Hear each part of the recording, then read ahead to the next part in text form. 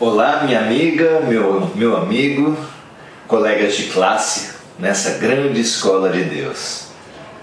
Vamos lá, vamos estudar juntos? Hoje é aula em grupo. Pois é, então se nós fôssemos e nós precisamos ouvir o lamento da humanidade que sofre, que padece tanto, uma palavra iria se destacar: a falta. Independente da latitude, independente do ponto de vista, da raça, do partido, da religião, esses fragmentos em que a humanidade teima em se repartir, a palavra falta emergiria de todas as bocas, de todas as almas, em um terrível e grande, universal lamento. A economia fala há muito tempo que o problema fundamental da humanidade é a escassez. O que será que a gente pode falar a respeito disso? Nessa passagem de hoje, Jesus nos diz assim: não andeis cuidadosos quanto à vossa vida, pelo que haveis de comer ou pelo que haveis de beber, nem quanto ao vosso corpo, pelo que haveis de vestir. Não é a vida mais do que o mantimento e o corpo mais do que o vestuário? Pergunta Jesus. Olhai para as aves do céu, que nem semeiam, nem cegam, nem ajuntam em celeiros, e vosso Pai Celestial as alimenta. Não tendes vós muito mais valor que elas? Essa passagem poética, profunda, que mexe com os nossos problemas, com o nosso coitadismo, esse nosso vício de alma, lembra uma outra, em que uma senhora, uma viúva, provavelmente caminhando uma longa distância, carregou seu burrinho com diversos potes e foi à fonte de Jacó, uma fonte de água que abastecia a região toda da Samaria. Lá encontrou um homem e pelas roupas viu que se tratava de um judeu, o que a deixou preocupada, porque ela, samaritana, pertencia a uma cultura, a uma comunidade que não se dava com os judeus.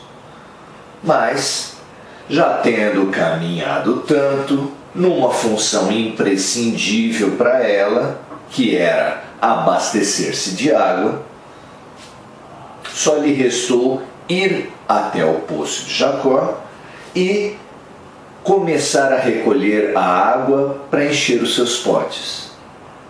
Foi o que ela fez. Mas em meio a essa atividade, aquele judeu se dirigiu a ela, o que causou grande espanto por ser um judeu e ela samaritana, e por ser um homem e ela uma mulher. E mais ainda pelo que ele falou para ela. Aquele judeu estranhou o seu procedimento e disse assim: que fazes, mulher? Por acaso você não sabe que essa água que você recolhe agora mata a sede, mas logo depois surge novamente a sua necessidade? E a mulher, embasbacada, lhe disse que a água era assim mesmo, o que todos nós faríamos, não é? Pois o judeu lhe disse que não, que há uma outra água, a água viva, que mata a nossa sede para sempre. O que deve ter deixado aquela mulher definitivamente espantada, sem saber como reagir diante daquela figura inusitada, com atitudes ainda mais surpreendentes. Ela só conseguiu se expressar assim: então dá-me dessa água. E aquele judeu, aquele Jesus acolhedor, anunciou-se a ela: eu sou a água viva, que matará sua sede para sempre.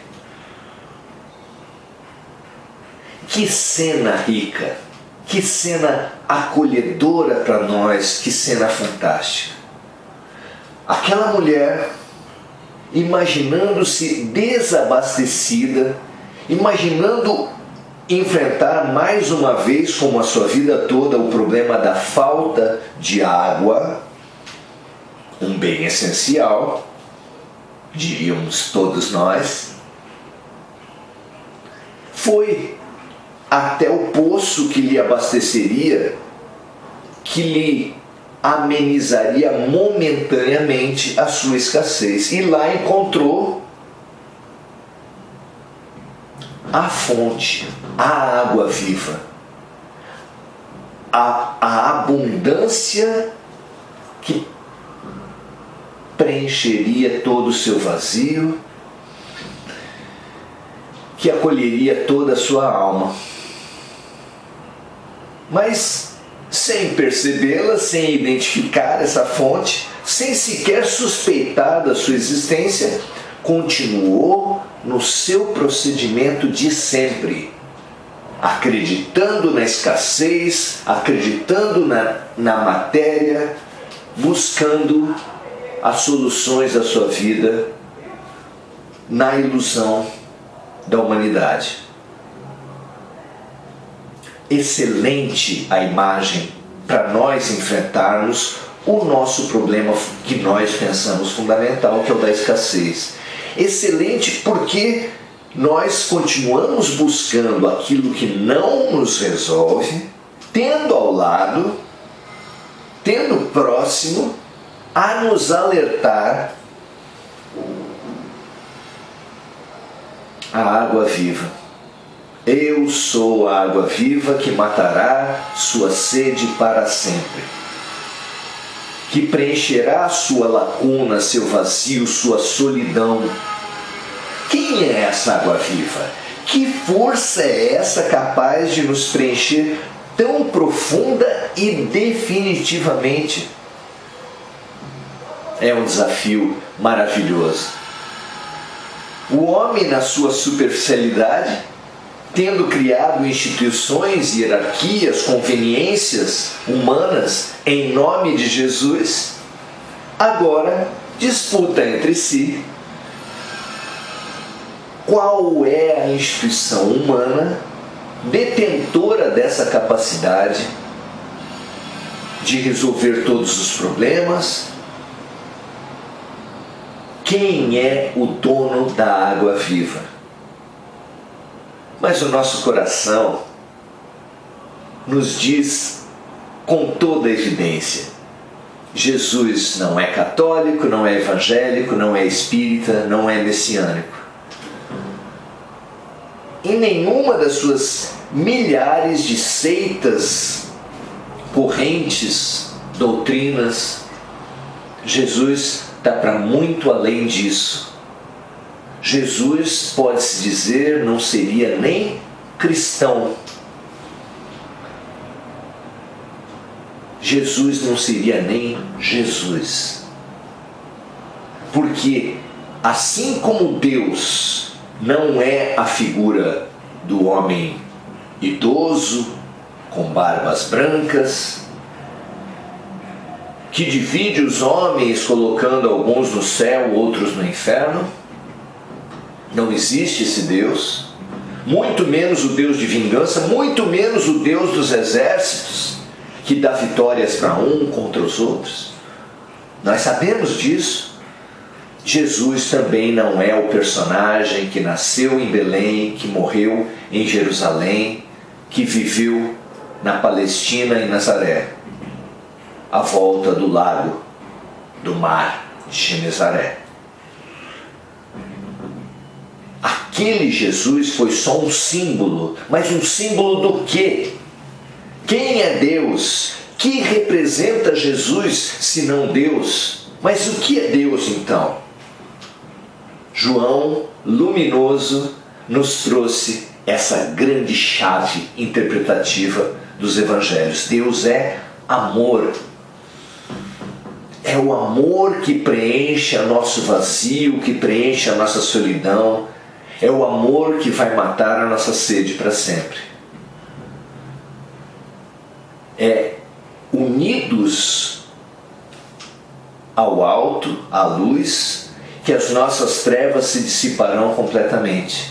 Nessa passagem de hoje, provavelmente alguém se queixa com o mestre das dificuldades de arrumar o que comer, o que vestir, o que beber. E Jesus nos adverte a todos: olhai os lírios do campo, olhai os passarinhos. Deus lhes dá sempre todas as suas necessidades. E vocês que são muito mais que eles, estão reclamando? E nos dá a receita: busca antes o reino dos céus e tudo mais lhe será acrescentado. Que nós tomemos essa tarefa como diretriz de nossas vidas, como chave para as nossas lacunas, para os nossos vazios, para as nossas escassezes. Sejamos nós capazes de, ainda em meio à nossa trajetória rotineira de buscar as saídas que não saem, as soluções que não solucionam, tão buscadas, tão obsessivamente almejadas pela humanidade, mesmo em meio a essa guerra da sobrevivência, na qual nós nos acotovelamos, nos exploramos, nos oprimimos, nos roubamos, nessa dor auto-impingida e impingida aos outros, sejamos capazes já de vislumbrar Jesus ao lado do poço, a água viva ao lado da água comum. Porque é nesses exercícios mesmo da busca pelas saídas insuficientes do mundo que nós buscaremos, que nós alcançaremos, que nós iremos vislumbrando Deus nos ensinando, nos alertando que essas saídas são insuficientes, mas que há no fundo de nós, no fundo de tudo, no fundo dos outros, no fundo do mundo e da realidade, a realidade maior de Deus. Deus é amor. Acessemos a Deus, busquemos antes o reino de Deus e tudo mais nos será acrescentado, tudo mais nos será saciado, tudo mais nos preencherá a existência. Não é à toa que o Evangelho de Nosso Senhor Jesus Cristo é a boa nova. Não é mesmo? Boas sedes e boa saciedade com o amor de Deus para todos nós. Até a próxima, meu.